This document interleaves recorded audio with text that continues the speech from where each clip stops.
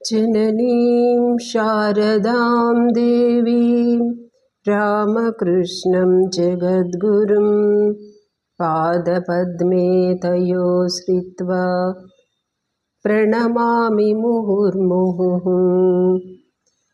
ध्यायेत्पद्मासनस्तां विकसितवदनां पद्मपत्रायताक्षीं हेमाभां पीतवस्त्रां करकलितलसद्धेमपद्माम्बराङ्गीं सर्वालङ्कारयुक्तां सततमभयदां भक्तनम्रां भवानीं श्रीविद्यां शान्तमूर्तिं सकलसुरनुतां सर्वसम्पत्प्रदात्रीं। జయమా శ్రీ లలితా సహస్రనామ పఠన పాఠన కార్యక్రమంలో భాగంగా ఈరోజు చివరి అంశమైనటువంటి ఉత్తర పీఠిక ఫలశ్రుతి చదువుకుందాము. శ్రీ హయగ్రీవ స్వామి వారు అగస్త్యుల వారికి ఇది చెప్పారు. ఇత్యేదం నామ సాహస్రం కథితం తే ఘటోద్భవ రహస్యానాం రహస్యం చ లలితా ప్రీతిదాయకం. అనేన సదృశం స్తోత్రం న భూతం న భవిష్యతి సర్వరోగ ప్రశమనం సర్వసంపత్ప్రవర్ధనం. అగస్త్య, రహస్యముల్లో రహస్యమైనది అతి గోప్యమైన శ్రీ లలితాదేవికి ప్రీతిదాయకమైనటువంటి సహస్రనామాలు నీకు చెప్పబడ్డాయి. ఇటువంటి స్తోత్రం భూత భవిష్యత్తుల్లో ఉండదు. ఇది సర్వరోగములను ఉపశమింపజేయనిది. సర్వరోగములు అనగా మనం ఇక్కడ భవరోగాన్ని కూడా చేర్చుకోవాలి. సర్వ సంపత్తులను పెంచున్నది అంటే ఆధ్యాత్మిక సంపదను పెంచున్నది. సర్వాపమృత్యుశమనం కాలమృత్యునివారణం సర్వజ్వరార్తిశమనం దీర్ఘాయుష్యప్రదాయకం. పుత్రప్రథమపుత్రాణాం పురుషార్థప్రదాయకం. ఇదం విశేష శ్రీదేవ్య స్తోత్రం ప్రీతి విధాయకం. ఈ స్తోత్రం అన్ని విధాల జ్వరములను పోగొట్టి దీర్ఘాయుష్యునిచ్చును. సర్వ అపమృత్యువులను తొలగించడమే కాకుండా కాలమృత్యువును నివారిస్తుంది అంటే మోక్షదాయకమైనది. శ్రీదేవి స్తోత్రాన్ని చదివిన వారికి ప్రీతితో విధిగా ఎవరైతే చేస్తారో వారికి పుత్రులు లేని వారికి పుత్రులను ఇస్తుంది. చతుర్విధ పురుషార్థాలను కలుగజేస్తుంది.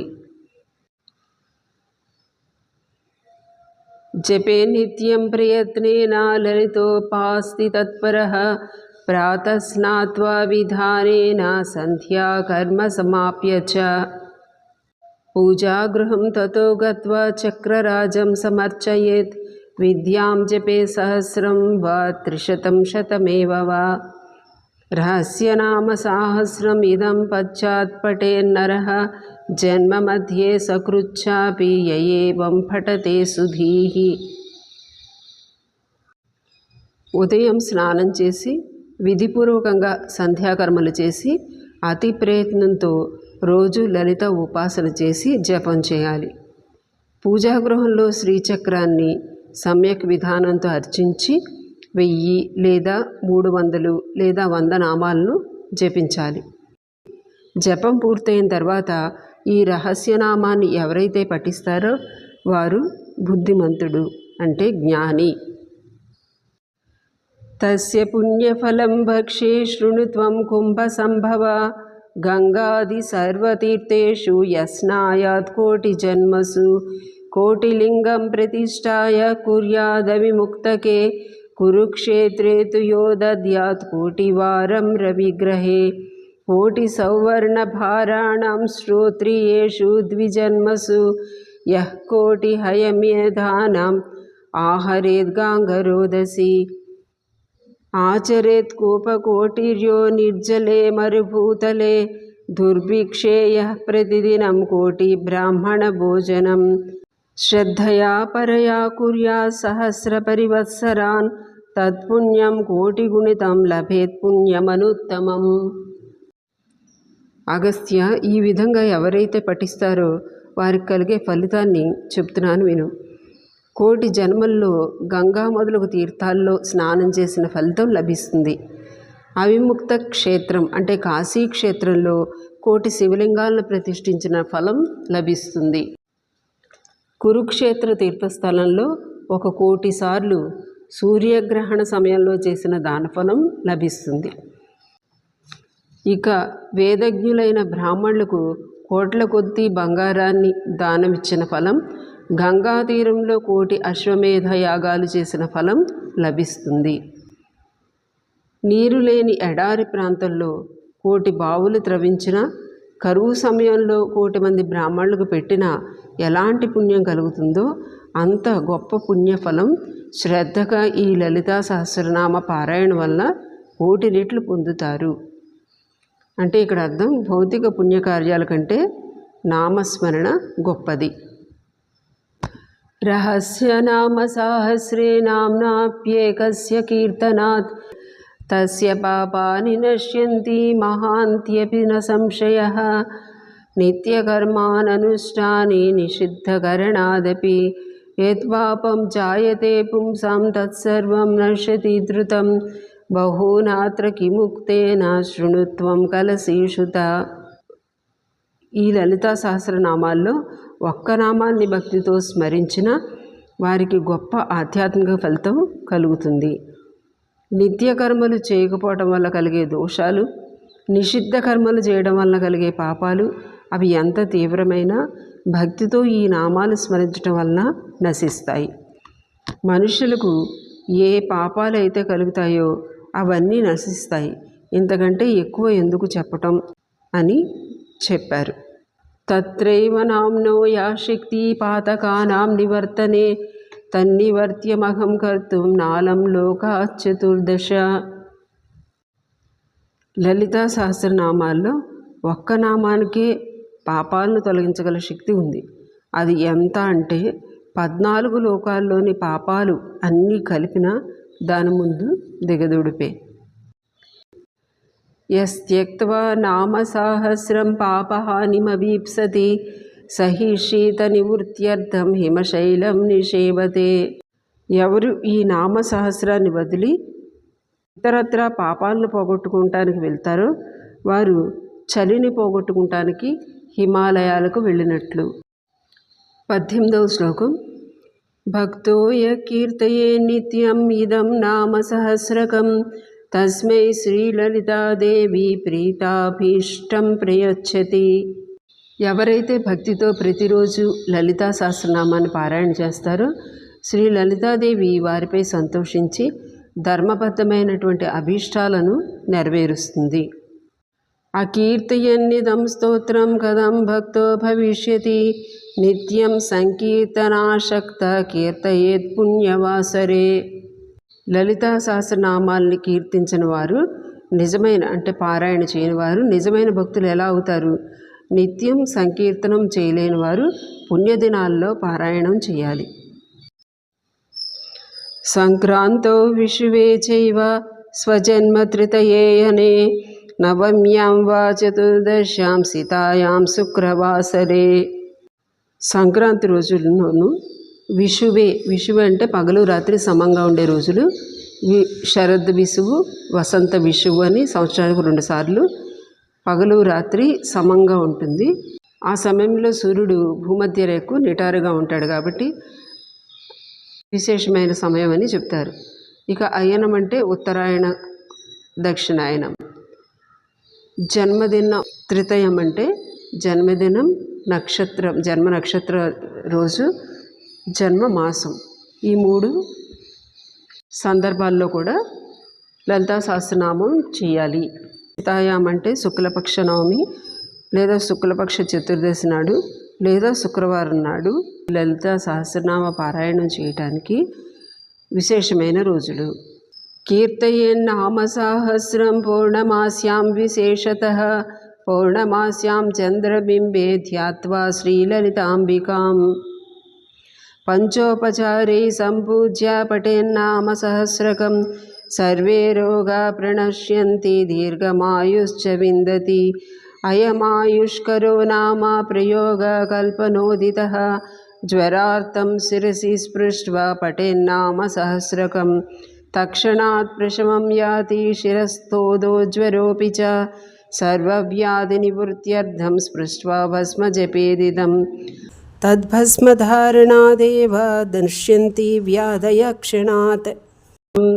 జలం సమ్మంత్ర్య కుంభస్థం నామ సహస్రతో మునే అభిషించేద్ గ్రహగ్రస్తాన్ గ్రహాశ్నశ్యంతి తక్షణాత్ సుధాసాగర మధ్యస్థాం ధ్యాత్వా శ్రీలలితాంబికాం.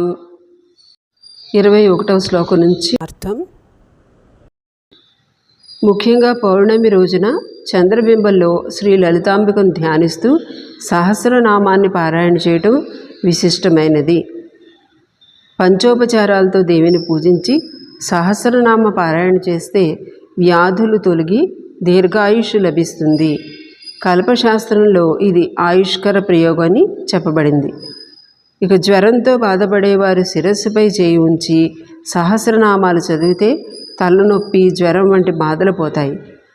సుధాసాగర మధ్యంలో ఉన్న లలితాంబికను ధ్యానించి స్మాన్ని స్పర్శించి పారాయణ చేసి ధరించడం వలన వ్యాధులు తొలగుతాయి. అలాగే నీటిని స్పర్శిస్తూ చేసి ఆ నీటిని గ్రహ బాధలతో బాధపడుతున్న వారిపై అభిషేకం చేస్తే గ్రహదోష బాధలు పోతాయి. 27వ శ్లోకం. ఎప్పటే నామ సహస్రం విషం తస్య వినశ్యతి వంధ్యానాం పుత్రలాభాయ నామ సహస్ర మంత్రితం నవనీతం ప్రదద్యాతు పుత్రలాభో భవేద్ధ్రువం దేవ్యా పాశేన సంబద్ధామాకృష్టామంకుశేన చ ధ్యాత్వాభీష్టస్త్రియం రాత్రో పఠేన్నామ సహస్రకం ఆయాతి స్వసమీపం సా యద్యప్యంతఃపురం గతా.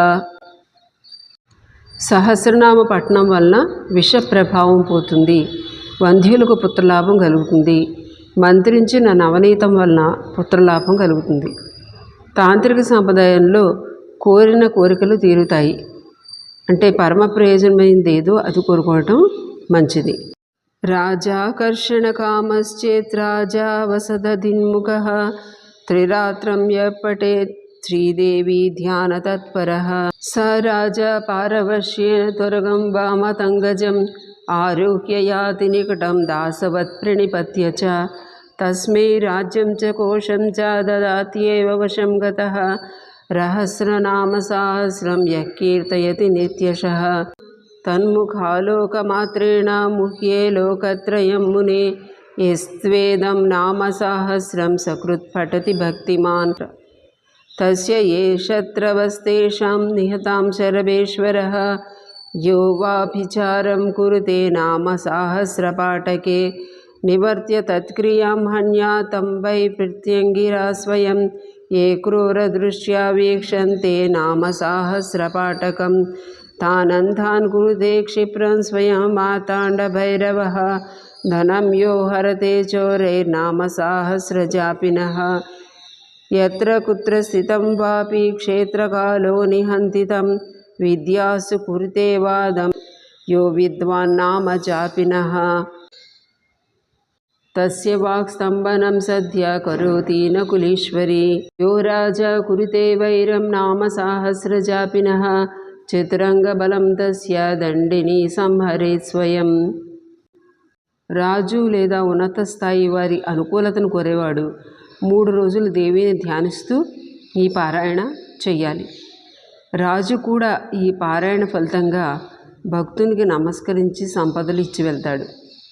నిత్యం భక్తితో పారాయణ చేసే భక్తుని ముఖాన్ని చూసి ముల్లోకాల్లోని వారు ప్రభావితమవుతారు. ఎవరైతే ఈ నామ సహస్రాన్ని చక్కగా పఠిస్తారో ఆ పరమభక్తుని శత్రువులను శరభేశ్వరుడు చంపుతాడు.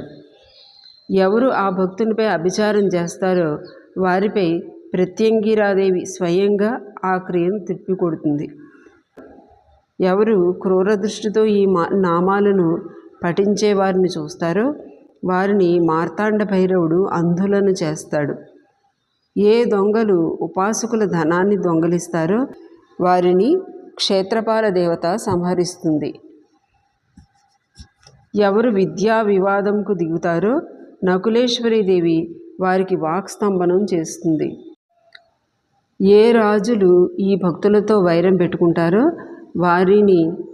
వారి చతురంగ బల సైన్యాన్ని దండినీదేవి స్వయంగా సంహరిస్తుంది. అంటే ఈ 30వ శ్లోకం నుంచి అమ్మ కల్పించే రక్షణ చెప్పబడింది. 39వ శ్లోకం 2వ పాదం నుంచి 42 శ్లోకాల వరకు ఐశ్వర్యం, జ్ఞానం, ప్రభావం ఈ నామపారాయణ వల్ల కలుగుతాయని చెప్తున్నారు. యః పఠే నామ సహస్రం షణ్మాసం భక్తి సంయుతః లక్ష్మీ చాంచల్యరహిత సదా తిష్టంతి తద్గృహే మాసమేకం ప్రతిదినం త్రివారం యః పఠేన్నరః భారతీ తస్య జిహ్వాగ్రరంగే నృత్యతి నిత్యశః యస్వేకవారం పఠతి పక్షమేకమతంద్రితః ముహ్యంతి కామవశగా మృగాక్షస్తస్య వీక్షణాత్ యః పఠే నామ సహస్రం జన్మ మధ్యే సకృన్నరః. ఎవరు భక్తితో 6 నెలలు ఈ నామాలను పారాయణ చేస్తారో వారి ఇంట లక్ష్మీదేవి అటు ఇటు పోకుండా ఎప్పుడూ ఉంటుంది. 1 నెల రోజుల పాటు ప్రతిరోజు 3 సార్లు ఎవరు పఠిస్తారో వారి నాలుకపై సరస్వతీదేవి నాట్యం చేస్తుంది. జ్ఞానం, వాక్పటిమ కలుగుతాయి. 15 రోజుల పాటు అలసత్వం లేకుండా ప్రతిరోజు ఒకసారి సహస్రనామాన్ని పారాయణం చేసే వ్యక్తికి గొప్ప ఆకర్షణ కలుగుతుంది. ఎవరు జన్మలో ఒక్కసారైనా భక్తితో సహస్రనామ పారాయణ చేస్తారో అతని సన్నిధిలోనికి వచ్చే వారికి పాపం పోతుంది. మిగిలిన శ్లోకాలు వచ్చే వారం చూద్దాము. జై మా.